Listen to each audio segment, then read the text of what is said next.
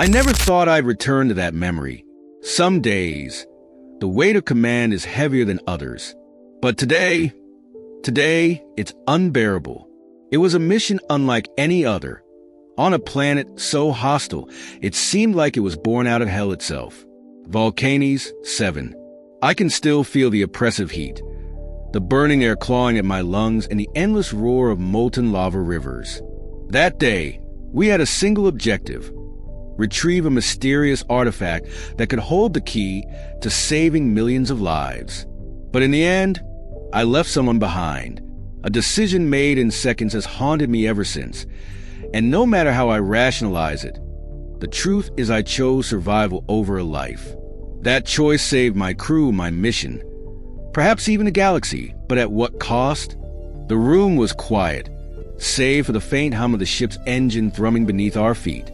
My crew sat around the holodeck, their faces illuminated by the flickering blue glow of the projection.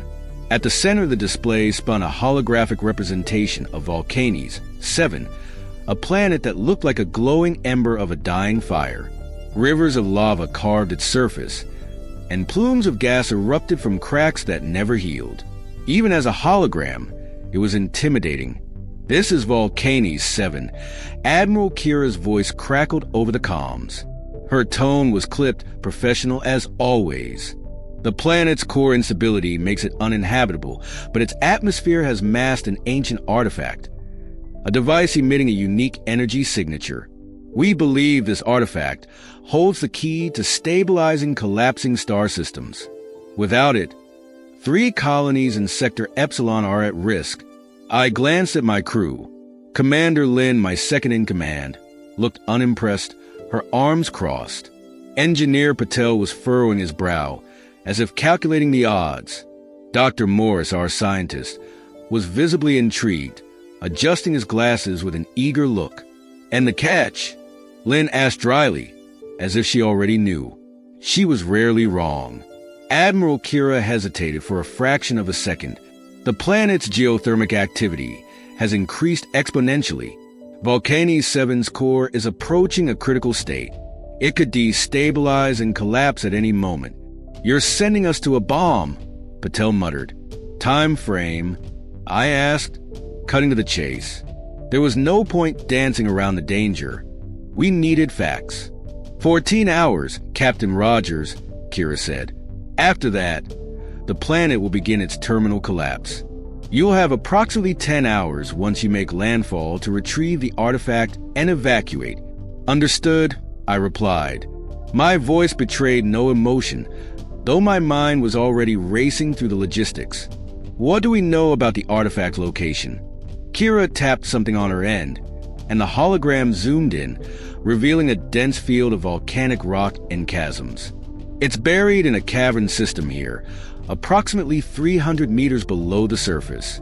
The entry point is accessible, but seismic activity is unpredictable. You'll need to move fast." Lin leaned forward. "Any hostiles?" "None detected," Kira said, "but the planet's environment is hostile enough. Your suits will need constant recalibration to handle the temperature spikes." The briefing ended with a grim silence. The weight of the mission sank in as the hologram flickered off. I stood, addressing my team. "This mission is voluntary," I said firmly. "We all knew the risks when we signed up, but this is something else. If anyone wants out, now's the time." No one moved. Lin gave me a curt nod, her confidence unshaken. Patel shifted nervously but didn't speak. Dr. Morris smiled faintly. "It's not every day you get to make history, Captain." I nodded. "All right, gear up. We land in 6 hours." Dismissed. As the crew dispersed, I lingered at the holodeck, staring at the ominous image of Volcanics 7. This mission was a gamble, and the stakes were higher than any I'd faced before. But in my gut, I felt an unease I couldn't shake. Something about this planet, about this mission, felt wrong. The descent to Volcanics 7 was nothing short of harrowing. Our ship, the stalwart Horizon, shuddered violently as it entered the planet's turbulent atmosphere. The red and orange hues of the volcanic clouds outside painted the cockpit in a hellish glow. The temperature gauges on the console blinked furiously, struggling to keep up with the extreme heat. "Steady," I said, gripping the armrest of my chair. Lynn sat beside me, her hands deftly working the controls. Her expression was calm, but I could see the tension in her jaw. "Atmospheric turbulence at max levels," Lynn reported. "We're approaching the landing zone. 10 clicks out." Patel's voice crackled over the intercom from engineering. "Heat shields holding, barely. Any hotter, and we'll be part of the lava rivers." "Noted, Patel," I replied. "Keep those systems stable. We only need to survive this once." The ship lurched again, and I could hear the muffled curses of the crew from the other compartments. Dr. Morris joined us in the cockpit, his face alight with a mix of fear and curiosity. "This planet is incredible," he murmured, gazing out the window at the inferno below. Rivers of molten lava snaked across the landscape, their fiery glow pulsating like veins of a living organism. Towering volcanic spires spewed ash and smoke into the darkened sky. "I've never seen anything like it. Let's hope you live long enough to write about it," Lynn quipped. We broke through the last layer of clouds and saw our designated landing zone, a relatively flat expanse of cooled volcanic rock surrounded by flowing magma. As soon as the stalwart horizon touched down, the ship's system screamed warnings about the unstable ground. "We've landed," Lynn announced, though her tone suggested it was more of a temporary victory. "All right, team," I said, standing. "Gear up. We move out in 5. Stepping out of the ship was like walking into the heart of an active volcano. The heat was oppressive, even through our advanced environmental suits, which worked overtime to keep us cool. The air shimmered with waves of heat, and the ground beneath our boots felt like it could melt at any moment. "Readings are off the charts," Patel muttered, his scanner beeping incessantly. "How does anything stay intact on this rock?" "It doesn't," Dr. Morris said. "That's why it's collapsing." We formed a tight line as we moved toward the cavern system marked on our maps. Lynn took point, her rifle at the ready, though we didn't expect hostiles. The only enemy here was the planet itself. As we advanced, the terrain became more treacherous. The ground cracked and shifted beneath us, sending small jets of steam shooting upward. Every step felt like a gamble. "This is suicide," Patel grumbled. "We should have sent drones and risked them being destroyed by the heat." Morris shot back. "No drone can withstand this environment. It's why we're here." The banter stopped as we reached the edge of a massive chasm. Below us, molten rock flowed like a fiery river, the heat so intense it distorted the air. "There," Lynn said, pointing to a narrow path leading into the cavern system. "That's our entry." "Stay sharp," I said, taking the lead. "This place is unstable, and we're on borrowed time." The cavern was both awe-inspiring and terrifying. Stalactites of obsidian hung from the ceiling, glistening in the dim, fiery glow of magma pools scattered throughout. The air was thick with the smell of sulfur, and every rumble of the earth sent a fresh wave of anxiety through the team. "Artifact signal is getting stronger," Morris said, checking his scanner. "We're close." We maneuvered through narrow tunnels and over precarious ledges, each step bringing us closer to our objective. But the deeper we went, the more unstable the environment became. Rocks fell from above, and the walls groaned as if the planet itself was alive and in agony. "How much time do we have left?" Lynn asked. 7 hours until critical collapse," I replied. "We need to move faster." We pressed on, but the closer we got to the artifact, the more I couldn't shake the feeling that something was watching us. It wasn't a sound or a sight, but an instinct, a primal sense of danger. "Anyone else feel that?" I asked. Lynn nodded. "Yeah, feels like we're not alone." "Not possible," Morris said, though he didn't sound convinced. The uneasy silence was broken by a sudden, deafening roar. The ground beneath us shook violently, and a section of the tunnel collapsed behind us, cutting off our only exit. Move! I shouted. We're too close to turn back now. The team scrambled forward, the heat and pressure increasing with every step. Ahead of us, a faint blue glow began to emerge, the artifact. There it is, Morris exclaimed, his voice filled with awe. But as we approached, the ground quaked again and the walls began to crumble. The artifact was within reach, but the planet was fighting back. The blue glow was mesmerizing. It emanated from a crystalline structure embedded in the cavern wall, pulsating like a heartbeat. For a moment, all the danger around us seemed to fade, replaced by a collective awe at the object's beauty and power. That's it, Morris said, his voice barely above a whisper.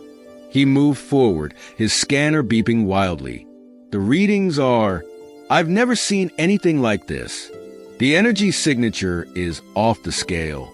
Can you extract it? I asked, my eyes darting to the unstable ceiling and the magma pools glowing ominously nearby. Morris knelt by the artifact, carefully examining its crystalline form. It's fragile, but I think I can dislodge it. Give me a minute. A minute we don't have, Lynn muttered, her grip tightening on her rifle. The tremors were growing stronger, and the heat was becoming unbearable, even with our suits.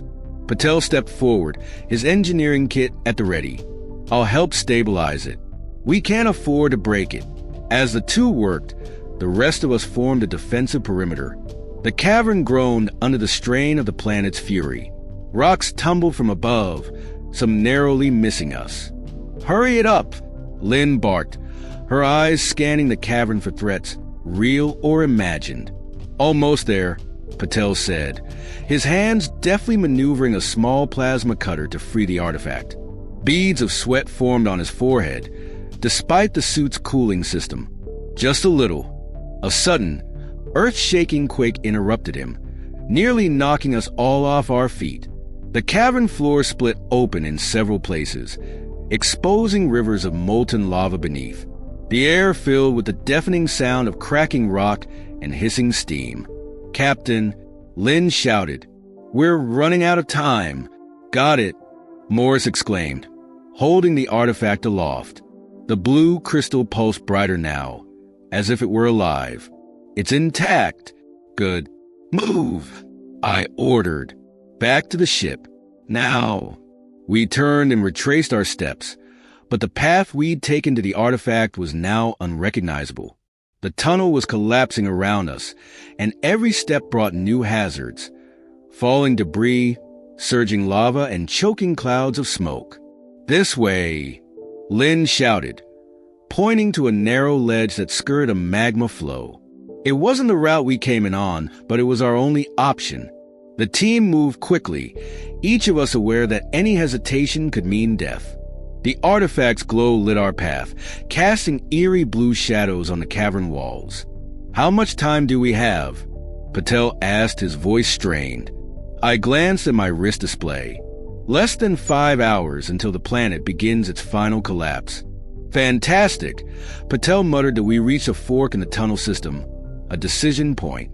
One path was wide and relatively stable, but led deeper into the cavern. The other was narrow, jagged, and dangerously close to a lava flow, but seemed to head upward. "That way," I said, pointing to the narrower path. "It's risky, but it gets us closer to the surface." "I don't like it," Lynn said, eyeing the path warily. "We don't have a choice," I replied. "Let's go." The team pressed on, but the narrow path proved treacherous. A section of the ledge crumbled under Patel's weight, sending him sprawling dangerously close to the lava. Lynn and I pulled him back just in time, but the delay cost us. Another quake shook the cavern, and a massive boulder fell, blocking the path ahead. "We're trapped," Patel shouted. "No, we're not," Lynn said, pointing to a narrow crevice in the wall. "We can squeeze through there." "You've got to be kidding," Patel said, but he didn't argue further. One by one, we slipped through the crevice, the heat from the surrounding magma nearly overwhelming. On the other side, we found ourselves in another cavern, a dead end, except for a single passageway that appeared to lead upward. We're still in this, I said, trying to rally the team. As we ascended, Morris, who carried the artifact, began to stumble. His breaths were labored and his movements sluggish. Are you okay? I asked, pausing to check on him. It's the artifact, he said weakly. It's draining me. Give it to me, I said, reaching for the crystal. No, he protested, clutching it tightly. It's bonded to me. I can feel it. It's guiding us. I hesitated but nodded. Stay with us, Morris. We're almost there. The path grew steeper and the tremors more violent. The cavern system was collapsing faster now, and the glow of magma seemed to be everywhere. Each step was a battle against the planet itself. Finally, we reached a point where we could see faint daylight filtering through a crack in the cavern roof. Salvation was close, but it was clear the planet wasn't going to let us leave easily. The faint glimmer of daylight ahead should have been a sign of hope, but instead, it felt like a mocking illusion. Every tremor of the planet, every roaring geyser of molten rock, seemed intent on reminding us that escape was far from guaranteed. The path toward the crack in the cavern roof was a nightmare of unstable terrain and suffocating heat. The ground beneath us was splitting into jagged crevices, spewing ash and sparks into the air. The artifact in Morris's hands pulsed erratically, its glow growing dimmer with every passing moment. It's getting weaker, Morris said, his voice strained. He stumbled, nearly dropping the crystal. Focus, I barked, reaching out to steady him. We're almost there. Lynn led the way, her rifle slung over her shoulder as she used both hands to climb over a section of collapsed rock. Patel followed close behind, muttering curses under his breath as his engineering pack snagged on sharp edges. Captain, Lynn called out, her voice tinged with urgency. The exit's right above us, but the climb isn't going to be easy. I pushed past the others to see for myself. She was right. The crack in the roof was a narrow, jagged opening about 20 meters above us, with loose rocks and steaming vents making it a treacherous ascent. We'll make it, I said, more to convince myself than anyone else. Patel, you've got climbing gear in that pack, right? Yeah, he said, unslinging it.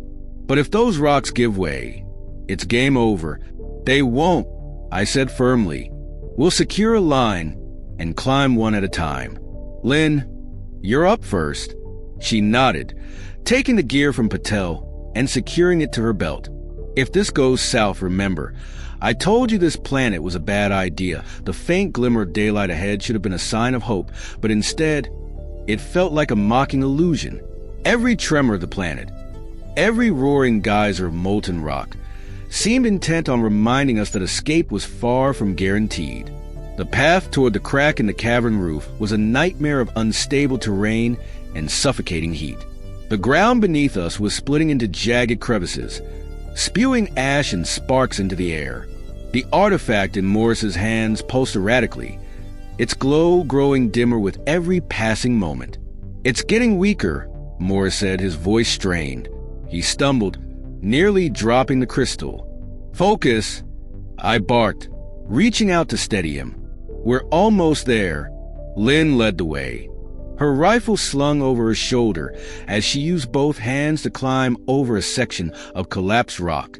Patel followed close behind, muttering curses under his breath as his engineering pack snagged on sharp edges. Captain, Lynn called out, her voice tinged with urgency. The exit's right above us, but the climb isn't going to be easy. I pushed past the others to see for myself. She was right. The crack in the roof was a narrow, jagged opening about 20 meters above us, with loose rocks and steaming vents making it a treacherous ascent. We'll make it, I said, more to convince myself than anyone else. Patel, you've got climbing gear in that pack, right?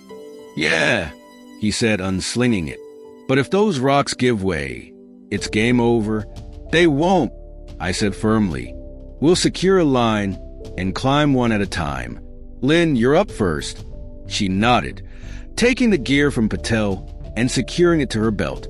If this goes south, remember, I told you this planet was a bad idea. Lynn moved quickly, her movements precise and deliberate as she anchored the line to a sturdy-looking outcrop. The rest of us waited below, the oppressive heat making every second feel like an eternity. "How much time do we have?" Patel asked. "Less than 3 hours," I replied, glancing at my wrist display. "We need to move faster." "Line secure," Lynn called down. "Start climbing." Morris went first, struggling with the artifact in one hand. I followed close behind, ready to catch him if he slipped. Patel brought up the rear, muttering to himself the entire way. As I climbed, I could feel the vibrations of the planet's growing instability. The walls of the cavern trembled with each seismic wave, and chunks of rock fell perilously close to us. Every muscle in my body screamed with effort, but the thought of reaching the surface kept me moving. We were halfway up the ascent when the worst happened. A deafening crack echoed through the cavern, followed by a massive explosion of steam and rock. The ledge below us collapsed entirely, taking with it the path we had climbed. "We're running out of time," Lynn shouted from above, struggling to maintain her grip as the rope swayed dangerously. Morris cried out as a small rock struck his shoulder, nearly causing him to lose his hold on the artifact. "I can't." "Hold on," I yelled, pushing myself upward to reach him. "You're not dropping that artifact, Morris. Keep climbing." Patel, below me, cursed loudly. "This whole place is coming apart." Another quake sent a massive boulder crashing down from above, narrowly missing Lynn as it slammed into the cavern floor below. The roar of collapsing rock was deafening, and the heat from the magma below was now unbearable. "We're not going to make it," Patel shouted. "Yes, we are," I snapped. "Keep moving." We finally reached the top of the ascent, pulling ourselves through the crack in the roof and into the open air. For a brief moment, the coolness of the wind was a relief, until I looked around. The surface of Volcanies 7 was in chaos. Lava erupted from countless fissures, forming rivers that carved through the landscape. The ground shook violently, and the sky was a swirling maelstrom of ash and fire. Our ship, the stalwart Horizon, was visible in the distance, perched precariously on the edge of a collapsing plateau. "We're not out of this yet," I said, motioning for the team to keep moving. We ran, the artifact's dimming glow serving as a beacon amidst the chaos. The ground cracked and heaved beneath our feet, and the air was thick with smoke and ash. Every step felt like it could be our last. As we approached the ship, another massive quake shook the ground, splitting the plateau in two. The stalwart Horizon was now separated from us by a wide chasm, with molten lava flowing through its center. "No, no, no," Patel muttered, staring at the impossible gap. "We can't jump that." "We don't have to," I said, pointing to a narrow bridge of rock that spanned the chasm. It was unstable, and it wouldn't hold for long, but it was our only option. Lynn led the way again, moving quickly across the bridge. Morris followed, clutching the artifact tightly. Patel hesitated, his fear written plainly on his face. "Patel, go!" I shouted. "We don't have time." He nodded, steeling himself before darting across the bridge. I was the last across, and just as I reached the other side, the bridge collapsed into the lava below. We barely made it across the chasm, but the ground beneath our feet didn't feel any safer. The plateau where the stalwart Horizon was docked groaned ominously, cracked spiderwebbing outward with every tremor. It felt as if the planet itself was chasing us, trying to swallow us whole. "Lynn, get the ship prepped for launch," I shouted as we sprinted toward it. "On it," she called back, already racing ahead toward the boarding ramp. Morris stumbled again, the artifact's glow flickering weakly in his hands. Patel and I grabbed him on either side, half dragging him as we closed the final distance to the ship. The heat was overwhelming now, even with our suits. Every breath felt like inhaling fire. "Just a little further," I urged, though my own legs were screaming for relief the moment we reached the ramp. Lynn was already inside the cockpit, her voice crackling over the ship's comms. Engines are firing up, but the ground's too unstable. We need to lift off now. Patel bolted for engineering to ensure the systems could handle the strain. Morris and I collapsed into the cargo bay, the artifact pulsing faintly in his lap. "It's losing power," he said, gasping for air. "We need to stabilize it." Later, I said firmly, pulling him to his feet. "Right now, we just need to get off this planet." I sprinted toward the cockpit, taking my place beside Lynn. Outside the viewport, the surface of Volcanies 7 was a living nightmare. Geysers of molten rock erupted in every direction, and entire sections of the plateau were collapsing into the fiery abyss below. "Is Patel ready?" I asked. "He'd better be," Lynn replied, her hands flying across the controls. "Because we're lifting off. Now." The ship lurched as the engines roared to life, the thrusters struggling against the volatile atmosphere. The ground beneath us buckled and cracked, sending up massive plumes of ash and fire. With a final, deafening groan, the plateau gave way entirely. We were airborne. For a brief moment, relief washed over me. We'd made it off the surface. The stalwart horizon soared upward, the fiery chaos of Volcanies 7 shrinking below us. But that relief was short-lived. "Captain," Lynn shouted, pointing to a console flashing red. "We've got a problem." I leaned over her shoulder, my stomach sinking. The ship's systems were overheating, the engines struggling to cope with the immense pressure of the planet's collapsing atmosphere. Worse, the gravitational pull from the unstable core was intensifying, dragging us back toward the surface. "We're not out of this yet," I said grimly. "What's our escape vector?" "There isn't one," Lynn said, her voice tight. "The atmosphere's too dense. If we don't punch through now, we're going down." "Patel, what's the status on the engines?" I barked over the comms. "Working on it," came his frantic reply. "But if we push any harder, they'll blow." "Do it anyway," I shouted. "We don't have a choice."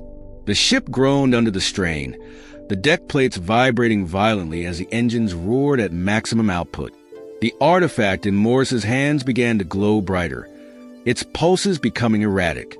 "It's reacting to the planet's collapse," Morris exclaimed. "It's destabilizing." "Stabilize it," I ordered. "We need it intact." "I'll try," he said, rushing toward the cargo bay with the artifact. As Morris disappeared from view, the ship shuddered violently, throwing me against the console. Outside, the planet was imploding. Entire sections of Volcanies 7's surface were collapsing inward, massive shockwaves rippling outward. "Captain," Lynn said, her voice unusually soft. I turned to her, and the look in her eyes told me everything I needed to know. We weren't going to make it. Not all of us. "The engines won't hold," she said. "We need to lighten the load." I froze, the weight of her words sinking in. "We're not leaving anyone behind. There's no other way," she said firmly. "If we don't reduce weight, we're all dead." In the cargo bay, Morris was still struggling with the artifact, his face pale with exhaustion. Patel joined him, trying to stabilize its energy output. I stood in the doorway, watching them both, my mind racing. "Captain," Lynn's voice crackled over the comms. "The engines are failing. You have to make a call. Now." The words hit me like a punch to the gut. I looked at Morris, then at Patel, and back at the artifact. The mission had been clear: retrieve the artifact at all costs. But now, those costs included the lives of my crew. "Morris," I said, my voice hollow, "can you carry it?" He looked up at me, confused. "What? Can you carry the artifact and make it to the escape pod?" "Captain, what are you?" I didn't let him finish. Turning to Patel, I said, "Get to the cockpit. Now." Patel hesitated, but something in my tone made him obey. As he disappeared, I looked at Morris one last time. "I'm sorry," I said. Before he could protest, I hit the emergency release on the cargo bay doors. The vacuum of space sucked the air out of the room, and with it, Morris and the artifact. The last thing I saw was his face, a mix of shock and betrayal, before the doors slammed shut. The silence in the cockpit was suffocating.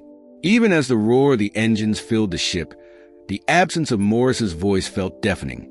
Lynn didn't say anything as I slumped into the co-pilot's chair, my hands trembling as I secured the harness. Engine stabilizing. Patel reported over the comms, his voice shaky but functional. "We're clear of the worst of it, Captain." "Good," I replied, though the word felt hollow. I couldn't bring myself to look at Lynn. Her silence spoke volumes, louder than any argument could. She knew what I had done. The ship surged forward, breaking free of Volcanic 7's chaotic gravitational pull. Through the viewport, the planet shrank in size, its surface collapsing in on itself in a violent cascade of fire and molten rock. Within minutes, the inferno was consumed entirely, leaving behind nothing but a black void where the planet had been. The stalwart horizon was safe, but at what cost? We drifted in silence for what felt like hours, the crew too stunned to speak. Finally, Lynn broke the quiet. "You left him," she said, her voice flat but sharp as a blade. "You didn't even give him a chance." I didn't respond. What could I say? She was right. I'd made a choice, one I wasn't sure I could live with. Patel appeared in the doorway, his face pale. "Captain, the artifact," did Morris. "He's gone," I said bluntly, cutting him off. Patel's mouth opened as if to argue, but no words came. He simply stood there, staring at me with a mixture of disbelief and anger. Finally, he turned and walked away. Lynn didn't follow him. She stayed in her seat, her eyes fixed on the empty void outside the viewport. "You should have told us," she said finally. "We could have found another way." "There wasn't time," I said, my voice barely above a whisper. "If I'd hesitated, we'd all be dead. And now he's dead instead." She shot back. "Was that your plan all along? Sacrifice him for the mission?" I clenched my fists, forcing myself to stay calm. The mission was to retrieve the artifact. Without it, the colonies in Sector Epsilon would have collapsed. Millions would have died. I did what I had to do. "You left him," she repeated, her voice quieter now but no less accusatory. I turned away, unable to face her any longer. I made the call. "It's done." Later, as the ship cruised toward our rendezvous point, I retreated to my quarters. The small space felt even smaller now, the walls closing in on me as guilt and regret clawed at my mind. I replayed the moment over and over, trying to justify my decision. Morris's face, his wide eyes filled with shock and betrayal, was burned into my memory. I'd made the choice to save the ship and the rest of my crew, but it didn't feel like a victory. I stared out the small viewport, the endless void of space offering no comfort. Command was supposed to mean making hard decisions, but nothing had prepared me for this. I'd sacrificed one life to save countless others, but the weight of that single loss was crushing. A knock at the door pulled me from my thoughts. It was Lynn. "Can I come in?" she asked. I nodded, though I wasn't sure I wanted her to. She stepped inside, her expression softer than before, though still tinged with anger. "I know why you did it," she said after a long silence. "I just don't know if I can forgive you for it." "I don't expect you to," I replied, my voice hollow. She sighed, leaning against the wall. "Morris was a good man. He believed in this mission more than anyone. And you left him." I didn't respond. There was nothing to say that could undo what had happened. A sudden alarm jolted us both from our thoughts. The ship's comm system crackled to life with Patel's voice. "Captain, you need to see this." I hurried to the cockpit, Lynn close behind. Patel was at the console, his face pale as he pointed to the display. "It's the artifact," he said, "or what's left of it." The screen showed a faint energy signature trailing behind the ship. It was weak, but unmistakable. The artifact hadn't been destroyed in the planet's collapse. Somehow, it was still out there. "How is that possible?" I asked, my heart pounding. Morris must have activated something, Patel said. The artifact's energy field, it's keeping it intact, but it's drifting. If we don't retrieve it soon, it'll dissipate completely. Lynn looked at me, her expression unreadable. What now, Captain? I hesitated, my mind racing. The artifact was within reach, but so were the memories of what I'd done to secure it. The question hung in the air, unspoken but deafening. Was it worth it? The faint energy signature of the artifact glimmered on the display, like a ghost refusing to be forgotten. The weight of its presence in the void felt oppressive, as if it were accusing me of what I'd done to secure it. The bridge was silent except for the hum of the ship's systems and the occasional beep from the console. Patel broke the silence. If we're going to retrieve it, we'll need to act fast. That energy signature won't last long. Is it stable? I asked, leaning over the console. Barely, Patel replied. The energy field around it is degrading, and the artifact's core readings are fluctuating. If we don't secure it soon, it'll burn itself out. I glanced at Lynn. She was staring out the viewport, her face unreadable, but her posture tense. She hadn't said a word since Patel mentioned the artifact. Lynn, I said softly. Thoughts? She turned to me, her eyes narrowing. You want my opinion, Captain? After what just happened? Yes, I said, meeting her gaze. I do. She crossed her arms, her expression hardening. We've lost enough on this mission. You want to risk the ship and the rest of the crew chasing after that thing? Fine, but don't ask me to approve it. It's not about approval, I replied. It's about survival. Without the artifact, everything we've done, all the sacrifices, will be for nothing. She didn't respond, but the tension between us was palpable that I made the call. Patel, plot an intercept course. We're retrieving that artifact. Lynn didn't argue, but she also didn't offer her usual precision in running tactical overlays. Her silence was a protest in itself. Patel worked quickly, adjusting the ship's trajectory. The stalwart horizon shifted course, the engines roaring to life as we closed in on the artifact's faint signal. The debris field around the destroyed planet was dense, filled with molten fragments and volatile gases. Every second felt like a gamble. Energy levels are dropping, Patel warned.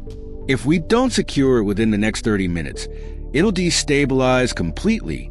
We'll make it, I said, more to reassure myself than anyone else. As we approached the artifact, its faint blue glow became visible against the backdrop of space. It drifted amidst the debris, pulsing weakly like a dying star. Morris's sacrifice had kept it intact, but it was clear the artifact wasn't going to last much longer. Got it on visual, Lynn said curtly, her voice devoid of emotion. I nodded. Prepare the recovery bay. Patel, can you stabilize it remotely? Not a chance, he replied. We'll need to bring it aboard manually.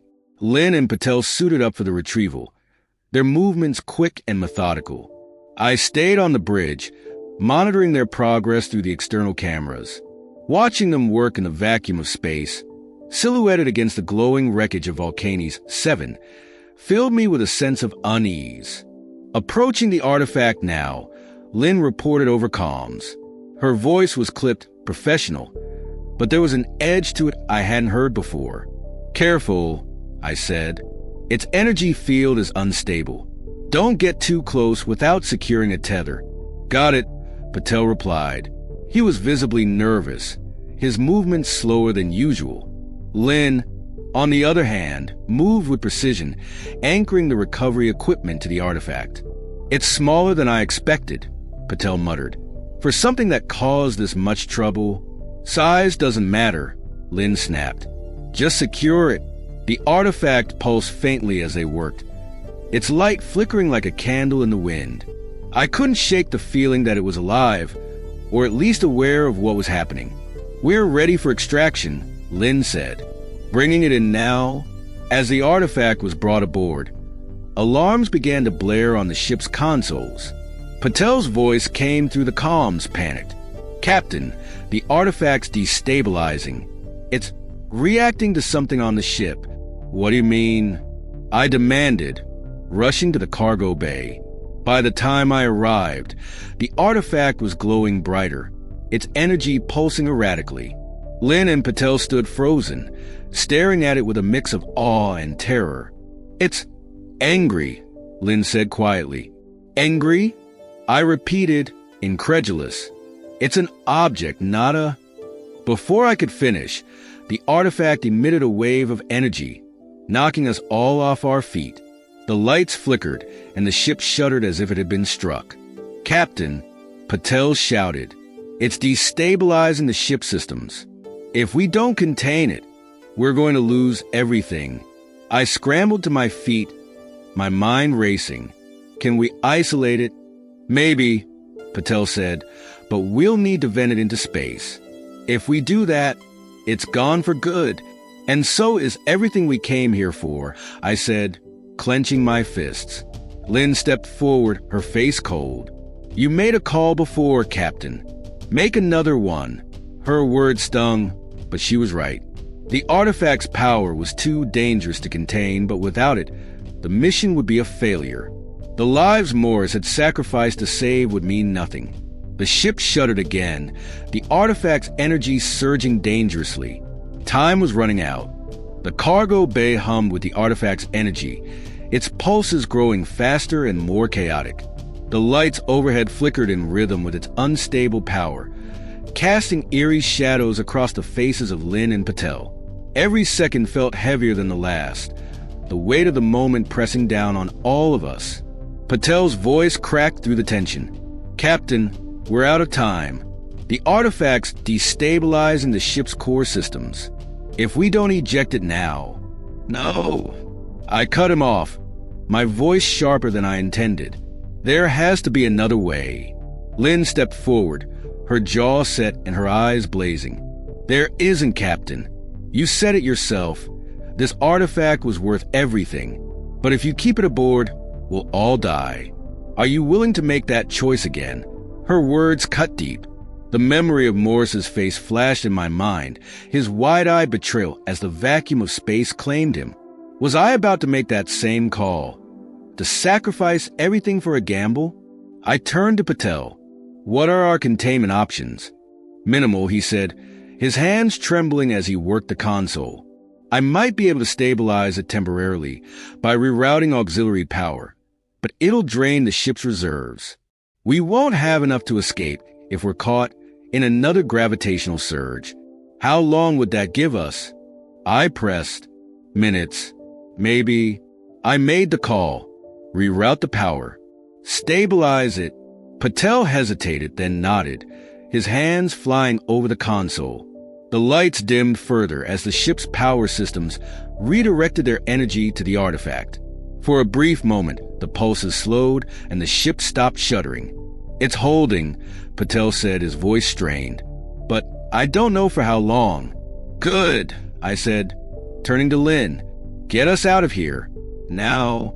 Without a word, she stormed past me, heading for the cockpit. I followed, leaving Patel in the cargo bay to monitor the artifact. The tension between Lynn and me was palpable, but there was no time to address it. "Course plotted," she said curtly as I entered the bridge. "Punching it now." The stalwart horizon surged forward, its engines roaring as we accelerated toward the safety of open space. The debris field around Volcanics 7 was treacherous, molten fragments of the planet hurtling through the void. Lynn navigated with precision, her hands steady on the controls despite the chaos. Just as we cleared the densest part of the debris field, the artifact's energy flared again. The ship shuddered violently, alarms blaring across every console. "Patel," I shouted over the comms. "What's happening?" "It's overloading," he yelled back. "The containment's failing. We're losing power across the board. We can't make it to safety like this," Lynn said, her voice cold but steady. "If the artifact destabilizes, it'll take the whole ship with it." I stared at the viewport, watching the debris of Volcanics 7 fade behind us. We were so close to escaping, but the artifact's unstable energy threatened to undo everything. The decision loomed over me, a specter the one I'd made in the cargo bay. This time, there was no ambiguity. The artifact had to go. "Vend it," I said, my voice barely above a whisper. "What?" Patel's voice crackled through the comms, incredulous. "Do it," I shouted, slamming my fist against the console. "Eject the artifact. Now!" The ship's alarms intensified as Patel worked the controls. Lynn didn't look at me, her hands gripping the controls tightly as the ship fought to stay stable. Through the viewport, I saw the artifact drift from the ship, its faint blue glow shrinking against the vastness of space. For a moment, it was beautiful, a fragile, flickering light in the darkness. And then it exploded. The shockwave hit the ship like a tidal wave, sending us spinning through the void. The consoles erupted in sparks, and the lights flickered violently. For a terrifying few seconds, I thought we wouldn't survive. But then the ship steadied. The alarms quieted, and the hum of the engines returned to a steady rhythm. "It's gone," Patel said over the comms, his voice heavy with exhaustion. "We're clear," Lynn confirmed, her tone devoid of triumph.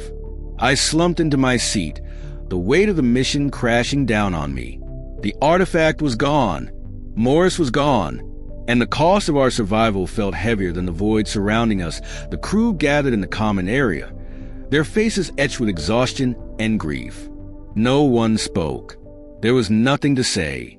The artifact we'd sacrificed so much for was gone, and the mission had ended in failure. I stood at the center of the room, feeling the weight of their eyes on me. They deserved answers, an explanation, a justification, but all I could offer was silence. Finally, Lynn broke the quiet. "What now, Captain?" I looked at her, then at the others. They'd followed me into hell and back, trusting me to lead them, and I brought them out alive, but at what cost? "We regroup," I said, my voice steady despite the turmoil inside. "We report what happened, and we learn from it." The words felt hollow, but they were all I could offer. The mission was over, but the consequences of my choices would follow me forever. I turned the events over in my mind again and again, searching for a moment where I could have done something different. Could I have found another way to stabilize the artifact? Could I have bought Morris more time?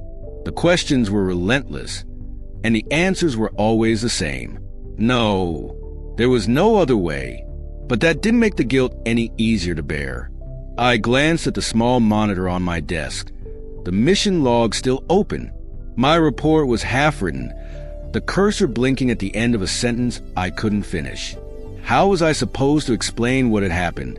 How could I justify the choices I'd made when I wasn't sure I could live with them myself? A soft knock on the door pulled me from my thoughts. I knew who it was before I even opened it. "Lynn," I said, stepping aside to let her in. She didn't speak at first, her eyes scanning the room as if searching for answers I couldn't give. Finally, she looked at me, her expression unreadable. "Do you ever regret it?" she asked, her voice quiet but firm. "Every second," I admitted, sinking into the chair by the desk. "But regret doesn't change anything. It doesn't bring him back." Lynn leaned against the wall, crossing her arms. "He trusted you, Captain. We all did. And you made the call. You always do." I met her gaze, the weight of her words settling over me. "And you think I was wrong? I think you did what you thought was right," she said after a long pause. "But that doesn't mean it was easy or fair." I nodded, the knot in my chest tightening. "I'd do it again, you know. If it meant saving the crew, saving the mission, I'd make the same call." Lynn's expression softened, though her eyes remained sharp. "That's what makes you a good captain, Rogers. But it doesn't make you a good person." The words stung, but I couldn't argue with them. She was right. Over the next few days, the ship was eerily quiet. The crew avoided me, their usual camaraderie replaced by a heavy silence. Patel barely spoke unless it was necessary, and even then, his words were clipped. Lynn kept to herself, her usual biting commentary absent. The absence of Morris's voice, his infectious enthusiasm, was a constant reminder of what we'd lost. I tried to focus on the task at hand, repairing the ship, charting a course back to the nearest station. But my mind kept drifting back to the mission, to Morris, to the artifact. Had it all been for nothing? Late one night, unable to sleep, I returned to the cargo bay. The space was empty now. The scorch marks from the artifact's final energy surged, the only evidence of what had transpired. I stood there for a long time, the silence oppressive. Finally, I activated the ship's recording system, the red light blinking to life. Captain's log, I began, my voice steady despite the turmoil inside. Mission report, Volcanic 7. I paused, staring at the empty space where the artifact had been. The mission was a failure. The artifact was lost during extraction, and we suffered casualties. Chief Science Officer Morris was killed in action. The words felt clinical, detached, but I forced myself to continue. The decision to eject the artifact was mine. The responsibility for its loss and for Morris's death rests with me. I stopped, the weight of the confession pressing down on me. For a moment, I considered erasing the recording, sparing myself the scrutiny of my superiors. But that would be a betrayal of everything Morris had stood for.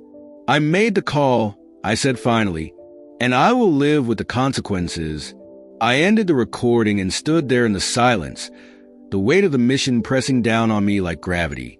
We docked at Outpost Theta, 3 days later, the stalwart Horizon limping into the station's bay like a wounded animal.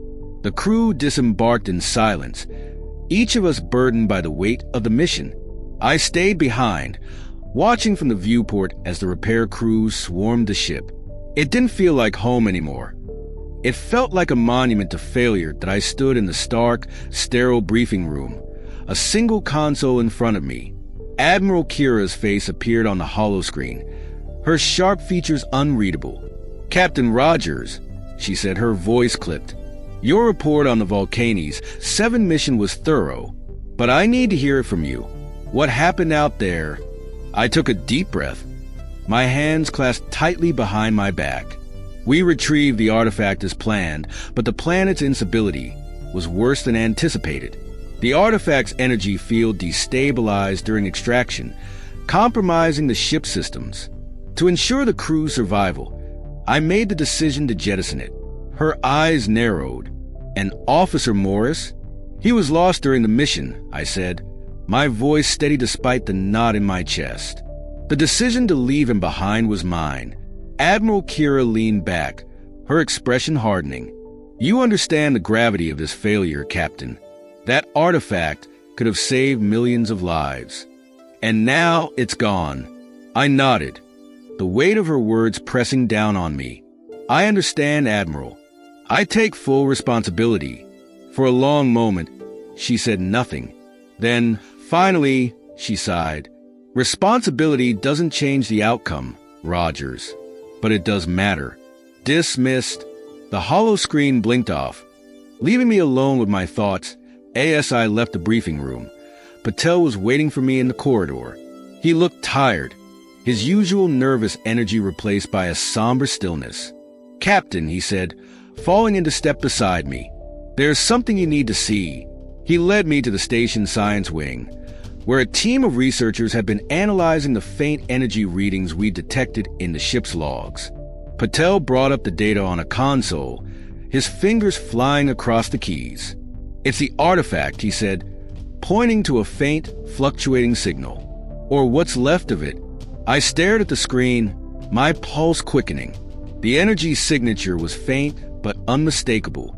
Somehow, a fragment of the artifact's power had survived.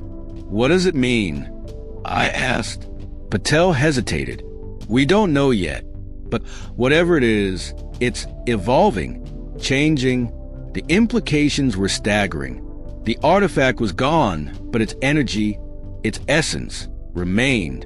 What that meant for the colonies we'd hoped to save, or for the galaxy at large, was anyone's guess later that night. I sat in my quarters, staring at the data Patel had given me. The energy readings pulsed faintly on the screen, a ghostly reminder of everything we'd lost. I thought of Morris, of his excitement at discovering the artifact and his determination to see the mission through. He believed in the artifact's potential to change the galaxy. And now, even in its shattered state, it might still hold that power. I activated the ship's log recorder, my voice steady but subdued. Captain's log. Final entry on Volcanic 7. The mission was a failure in many ways, but new data suggests the artifact's energy signature remains active. What that means is unclear, but it's a reminder that even in failure, there's potential for something greater. I paused, my thoughts drifting to Morris, to those we lost, and to the choices we made. I'll carry them with me. Always. I ended the recording and leaned back in my chair, the faint pulse of the artifact's energy reflected in my eyes. The mission was over, but its consequences were just beginning. Let me know if you'd like to adjust any part of the story or expand further.